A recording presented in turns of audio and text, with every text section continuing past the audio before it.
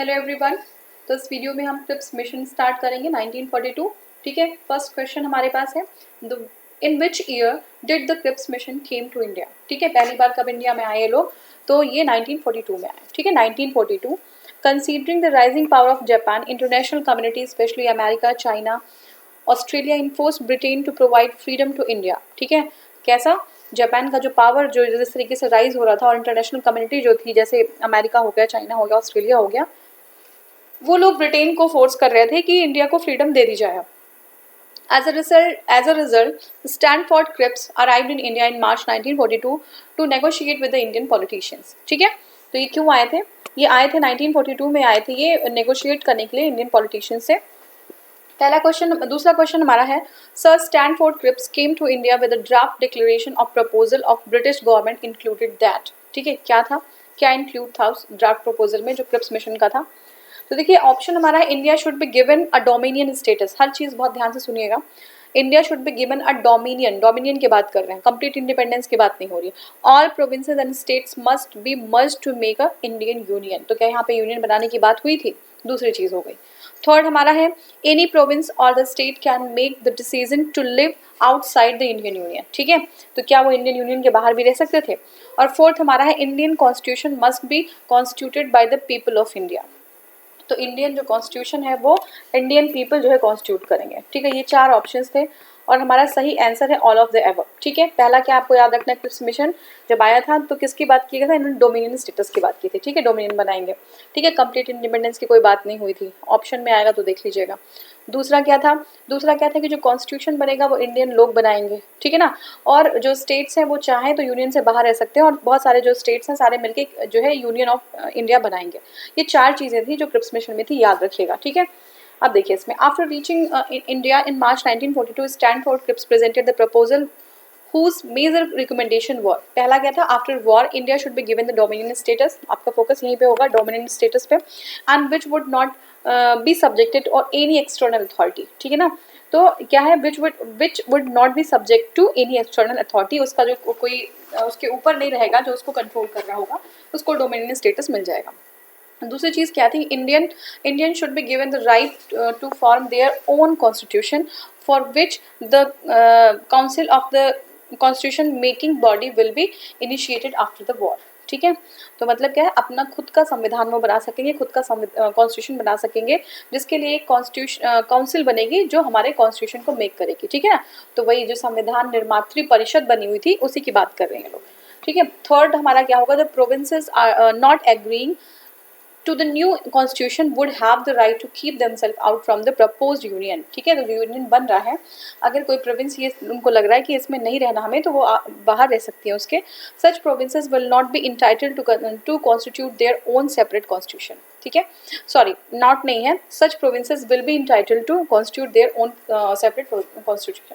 तो ऐसे जो प्रोविंसेस जो इंडिया से बाहर रहेंगी वो अपना खुद का अलग संविधान बना सकती हैं।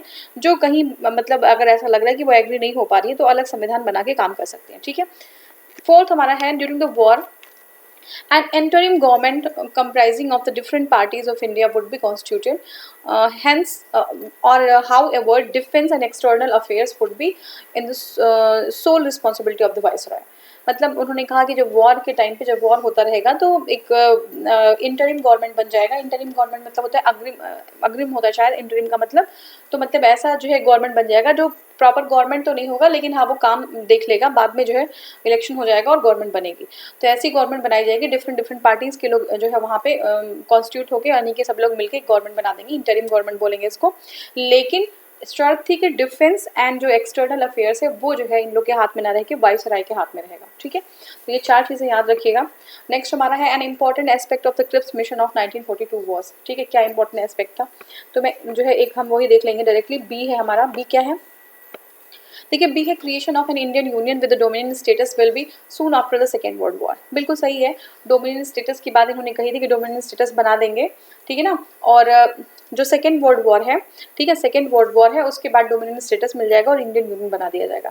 बट अगर आप लोग बिहार का एग्जाम देने जा रहे होंगे तो आपको सारा क्वेश्चन देखना पड़ेगा, क्योंकि एक अलग से ई ऑप्शन भी होता है, ठीक है। तो ऐसा ना हो कि दो कहीं सही दे दिया हो तो ए वाला आपको सेलेक्ट करना हो, तो ध्यान रखिएगा इस चीज़ के लिए। तो ये कितना ईजी क्वेश्चन आता है, ये आईएएस का क्वेश्चन है, बहुत ही स्ट्रेट क्वेश्चन बिल्कुल आ जाता है। हिस्ट्री वगैरह में बहुत ज़्यादा ऐसे जो है मॉड्यूलेशन करने की बहुत ज़्यादा गुंजाइश नहीं हो पाती है, तो बिल्कुल स्ट्रेट फॉरवर्ड क्वेश्चन आते हैं इवन यूपीएससी में भी, ठीक है ना। हालांकि और सब्जेक्ट जैसे आपके हो गए साइंस टेक और साइंस, आप लोग को पता ही है कि वहाँ पे जो है सीधे डायरेक्ट क्वेश्चन नहीं पूछे जाते हैं, ठीक है ना, एनालिसिस बेस्ड क्वेश्चन आते हैं। बट यहाँ पे देखिए कितनी इजी क्वेश्चन है, ठीक है।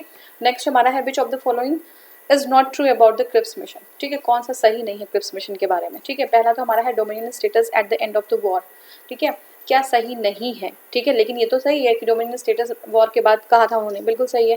Acceptance of the constitution formed by the constituent assembly, ठीक है, ये भी सही है। The formation of new executive council with the equal representation of both Hindu and Muslim, ठीक है। अब ये ध्यान रखिएगा, इसको यहीं पे होल्ड कर दीजिए। The formation of new executive council with the equal representation of Hindu and Muslim, ठीक है। नेक्स्ट पढ़ लेते हैं। Any province would remain outside the Indian union, ठीक है। तो बिल्कुल सही बात है कि कोई प्रोविंस जो नहीं एग्री हो रही थी तो वो इंडियन यूनियन के बाहर भी रह सकती है, अपना खुद का कॉन्स्टिट्यूशन बना सकती है। बट जो सी वाला ऑप्शन है जिसको हमने होल्ड किया था वही हमारा गलत है, ठीक है, वो ऐसा कोई प्रोविजन नहीं था। तो ऐसा अपने मन में कभी कभी जब क्या होता है ना कि हम पूरा कोर्स कवर करके नहीं जाते हैं, रिविजन करके नहीं जाते हैं, तो ऐसी चीज़ें बहुत सारी पूरी हिस्ट्री में बहुत सारी चीज़ें इस तरीके की मिल जाती हैं, इलेक्शन और ये वो बहुत सारी चीज़ें मिल जाती हैं, तो हमें लगता है ये सही होगा, ठीक है ना। लेकिन इसको बिल्कुल अश्योर होने के लिए बार बार रिवीजन करने की ज़रूरत पड़ेगी। और क्योंकि ई ऑप्शन रहेगा बिहार में तो फिर यहाँ पे प्रॉब्लम क्रिएट हो जाएगी, फिर आप जो है कहीं कुछ और लगा देंगे तो प्रॉब्लम हो जाएगी, इसलिए बहुत ध्यान से करिएगा, ठीक है ना, बहुत ध्यान से समझिएगा।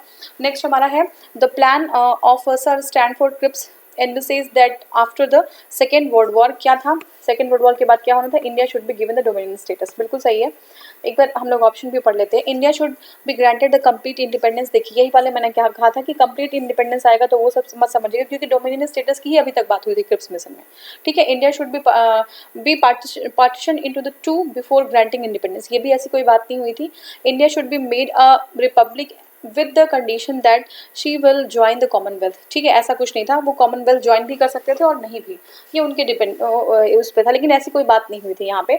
India should be dominion status, यही वाली बात थी, ठीक है। देखते हैं, देखिए the war cabinet of Britain sent, किसने भेजा था, वॉर कैबिनेट जो है ब्रिटेन की थी, उन्होंने भेजा था स्टैनफोर्ड क्रिप्स को इंडिया में on March 1942। He made a proposal that India would be dominion associated with the United Kingdom. He promised that immediately after the war, steps would be taken to set up an elected body for making the Constitution of India. An Indian state could participate in the formation of the Constitution. It was for the first time that British government recognized the right of dominion for India. तो exam में ये भी आ सकता है कि कब जो है ये चीज़ हुई थी, तो बहुत सारे ऑप्शन मिल जाएंगे आपको। और जो है पहली बार जब वो खुद से ही डोमिनियन स्टेटस रिकग्नाइज कर रहे थे इंडिया के लिए, तो ये क्रिप्स मिशन ही था, ठीक है। Who viewed the Cripps proposal as the post-dated check upon a crashing bank, ठीक है। देखिए ये जो है महात्मा गांधी ने कहा था कि ये तो पोस्ट डेटेड चेक है, आप जो है डोमिनियन स्टेटस हमें देंगे तब जब हम वॉर में आपके साथ खड़े रहेंगे, और वॉर के बाद आप देंगे कि नहीं देंगे कुछ पता तो है नहीं, तो ऑब्वियस सी बात है कि ये जो है। लेकिन अब ये स्टेटमेंट आता है कि पोस्ट डेटेड चेक किसने कहा था, तो ये महात्मा गांधी ने कहा था। Cripps mission visited India and announce the draft proposal, the Congress rejected the Cripps proposal and the Mahatma Gandhi called the proposal as the post dated cheque, ठीक है। नेक्स्ट हमारा consider the following statement, Cripps proposal included the provision for, क्या था, full independence, बिल्कुल गलत हो जाएगा, full वाली बात ही नहीं थी कहीं, ठीक है ना। तो नेक्स्ट हमारा है creation of constitution making body, तो ये सही है, ये कहा था इन्होंने कॉन्स्टिट्यूशन मेकिंग बॉडी एक बनेगी और जो लोग होंगे वो अपने लिए कॉन्स्टिट्यूशन बनाएंगे, इंडियन लोग होंगे, तो ये हमारा दूसरा वाला ऑप्शन सही हो जाएगा, पहला गलत हो जाएगा, ठीक है, पहला गलत हो जाएगा। नेक्स्ट इसमें एक्सप्लेनेशन देख लेंगे। According to the Cripps mission the India was propose to be entered in dominion state after second world war. Cripps mission also proposed to make the constitution making body.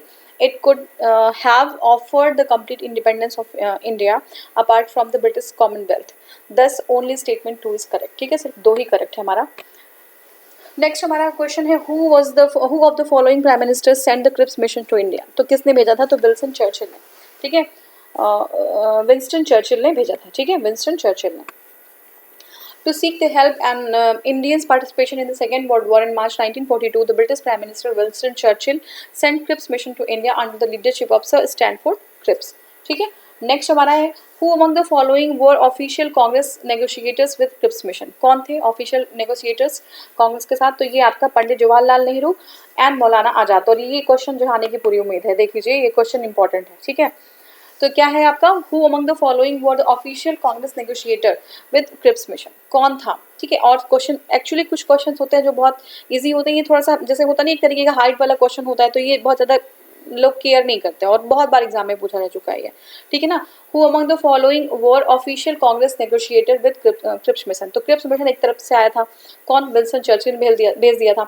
यहाँ के जो लोग थे India के, वो कौन जो है था जो नेगोशिएट कर रहा था क्रिप्स मिशन के साथ, तो कौन थे, पंडित जवाहरलाल नेहरू और मौलाना आजाद थे, ठीक है। तो Nehru and Maulana Azad were the official negotiator for the Congress with Cripps mission, ठीक है। नेक्स्ट हमारा है who among the following called the movement of Gandhi ji as the political blackmail, ठीक है। तो ये जो है आप कहा था लॉर्ड लिनलिथगो ने, ठीक है, लॉर्ड लिनलिथगो ने कहा था कि जो ये मूवमेंट है following called the movement of the Gandhi ji as the political blackmail.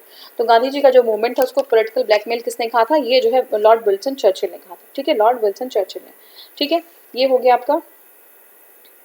हाँ, अब नेक्स्ट हमारा है Lord Linlithgow called the movement of the Gandhiji as the political blackmail. Viceroy and the Governor General Lord Linlithgow's tenure was the longest in India, ठीक है। तो important है, ये याद रख लीजिएगा। पहली बात तो पॉलिटिकल ब्लैकमेल जो गांधी जी का मूवमेंट चला था उसको किसने कहा था, गांधी आंदोलन को पॉलिटिकल ब्लैकमेल कहा था लॉर्ड लिनलिथगो, ठीक है, लॉर्ड लिनलिथगो। तो viceroy and governor general Lord Linlithgow's tenure was the longest in India। तो एग्जाम में आ गया कि किसका टेन्योर लॉन्गेस्ट था, और आया भी है एग्जाम में, तो किसका टेन्योर लॉन्गेस्ट था, तो it was Lord Linlithgow tenure was the longest in India, सबसे लंबा इन्हीं का टेन्योर था, ठीक है। He was the longest serving viceroy of India from 1936 to 1944, ठीक है, 1936 से लेकर 1944 तक इनका टेन्योर था। Quit India movement was launched by Mahatma Gandhi during his tenure, ठीक है। तो इनका टेन्योर 1936 टू 1944 था, सोच लीजिए बहुत लंबा था। क्विट इंडिया मूवमेंट जब जो था, मतलब क्विट इंडिया मूवमेंट ये जो है इन्हीं के टेन्योर में लॉन्च किया था महात्मा गांधी ने, ठीक है। तो ये हो गया हमारा। नेक्स्ट क्वेश्चन जो है हमारा, ठीक है, ये टॉपिक यहीं पे ख़त्म होता है। नेक्स्ट हम करेंगे क्विट इंडिया मूवमेंट, ठीक है। और ये बिल्कुल अब बहुत ज़्यादा बचा नहीं है, बिल्कुल ख़त्म होने के शायद आई थिंक 2-3 लेक्चर और होंगे, लेकिन इसके बाद एक मिसलिनियस आता है जो घटना चक्र में है। तो ये एंशियंट और मिडाइवल और आपका मॉडर्न तीनों का मिसलिनियस होगा। आई थिंक ये नियर अबाउट 150 पेजेस का होगा, ठीक है ना। तो इसके बाद मैं मिसलिनियस कवर करूँगी, बट अगर आपको चाहिए कि हाँ मॉडर्न इंडिया करना है तो मॉडर्न इंडिया आपका 3-4-5 जो है इसके बाद जो है आपका वीडियोज़ के बाद ये कवर हो जाएगा, ठीक है। Okay, thank you so much for watching.